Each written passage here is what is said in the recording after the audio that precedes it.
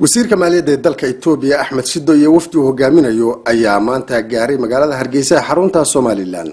wafdiga oo ay ka mid yihiin xubno ka socda xafiiska ra'iisul wasaaraha Itoobiya ayaa booqashadooda waxa ay la xiriirtaa sidii maamulka Soomaaliland looga dhaadhicin lahaa booqasho ay Hargeysa ku tagaan madaxweynaha Soomaaliya Maxamed Cabdullaahi Farmaajo iyo ra'iisul wasaaraha Itoobiya Abiy Ahmed. wasiirka maaliyadda Itoobiya iyo wafdigiisa ayaa kulamo aan wali la shaacin natiijadooda waxa ay leeyihiin mas'uuliyiin ka tirsan maamulka Soomaaliland. hase yeeshee waxaa soo baxaya warar hordhaca oo sheegaya in mas'uuliyiinta Soomaaliland ay aqbaleen booqashada Farmaajo iyo Abiy ee Soomaaliland. dadka ku xeel dheer siyaasadda geeska Afrika ayaa iyaguna sheegaya in wada hadallo Soomaaliland uga furma Soomaalida ay noqon doonaan kuwo miro dhal ah maadaama ay yiraahdeen Soomaalidu ay ku wada hadlayso dalkeeda.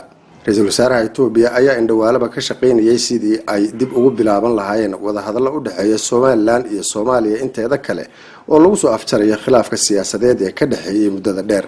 shacabka Soomaaliland iyo mas'uuliyiin ka tirsan maamulka ayaa iyaguna siyaabo kala duwan uga hadlay booqasho uu Hargeysa ku tago madaxweynaha Soomaaliya Maxamed Cabdullaahi Farmaajo.